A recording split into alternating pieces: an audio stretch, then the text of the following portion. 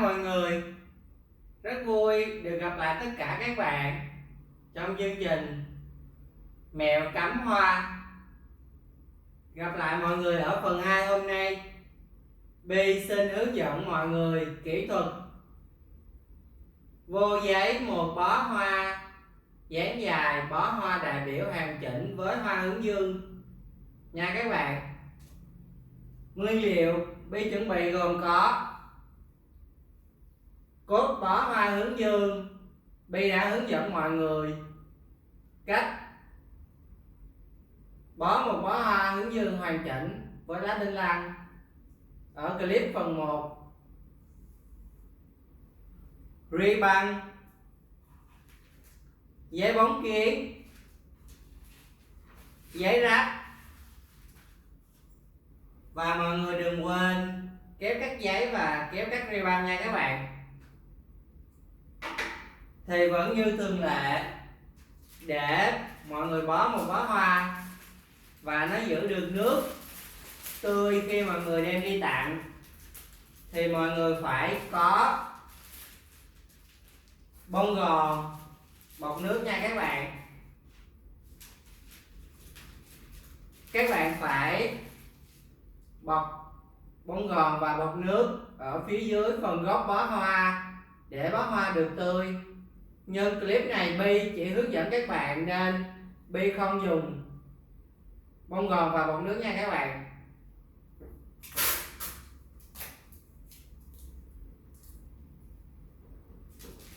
Bi sẽ đi một phần giấy bóng kiến làm lưng bó hoa.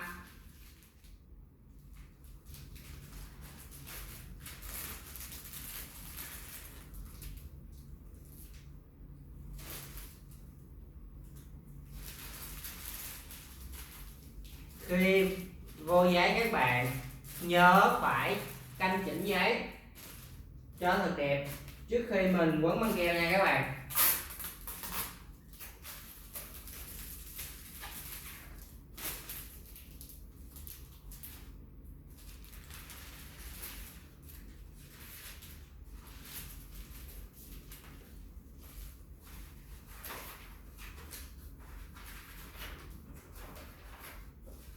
Tiếp theo là phần giấy lưng.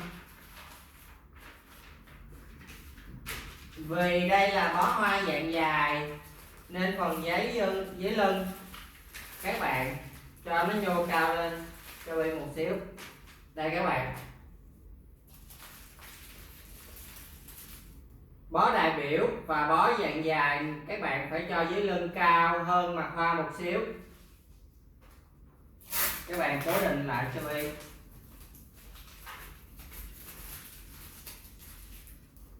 Tiếp theo các bạn canh mặt giấy giật qua hai bên. Đây các bạn, giống như một cái bậc thang nha các bạn, cao thấp. Các bạn vô băng keo cho mình.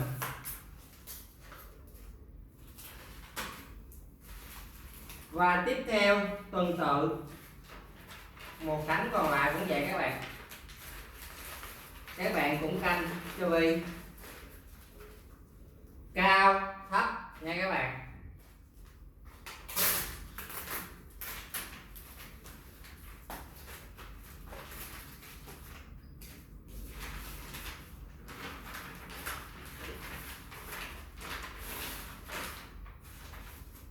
Sau đó các bạn dùng một tờ giấy lót phía bên trước. Một tay các bạn giữ phần giấy phía trên và một tay các bạn bóp giấy lại.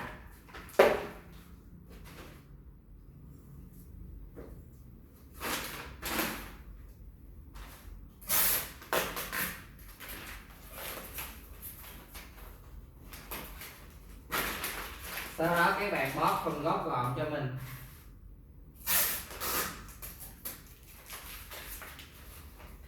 Đây các bạn, mặt bó hoa giấy hoàn chỉnh là như thế này nha các bạn.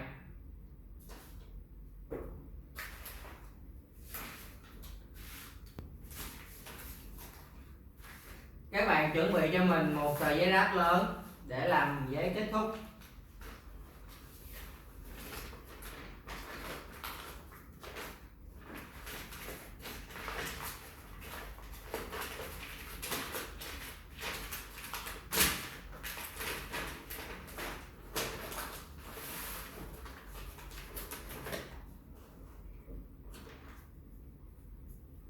Và một sợi ri băng để các bạn buộc cố định chân gốc.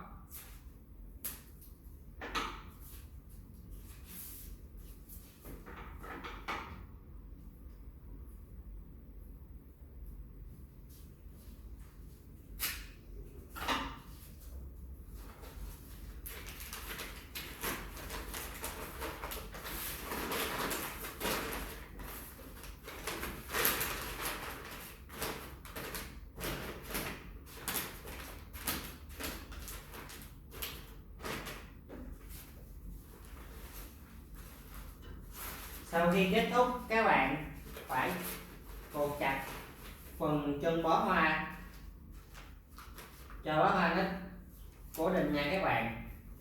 Và các bạn nhớ giấy kết thúc phải chỉnh chu và làm bó hoa đẹp nha các bạn. Đây các bạn,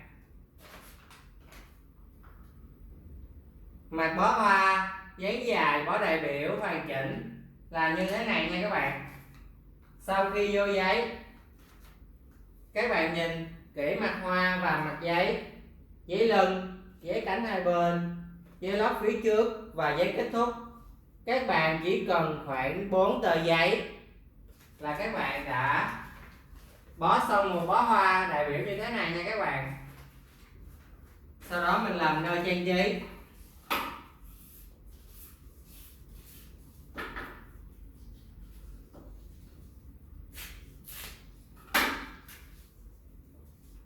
Nếu các bạn theo dõi các clip trước, các bạn sẽ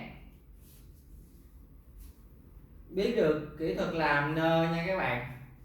Kỹ thuật làm nơ bó hoa nha các bạn.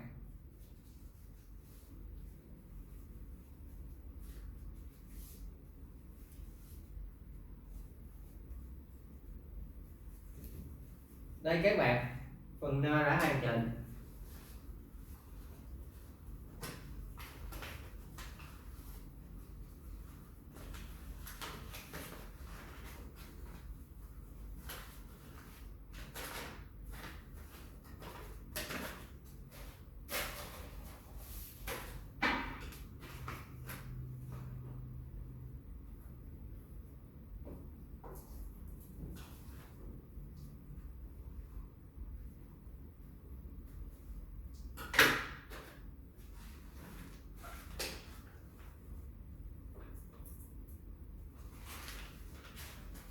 Vậy là các bạn đã hoàn thành một bó hoa dáng dài đại biểu để tặng trong các dịp hội nghị hoặc là bó tốt nghiệp khi các bạn có bạn làm lễ tốt nghiệp nha các bạn.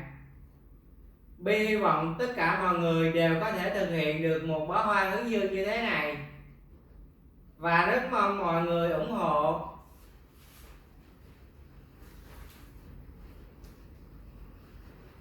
Nếu thấy hay, Bi mong mọi người cho Bi một like, một đăng ký kênh và chia sẻ để nhiều bạn có thể bó hoa hơn nha các bạn.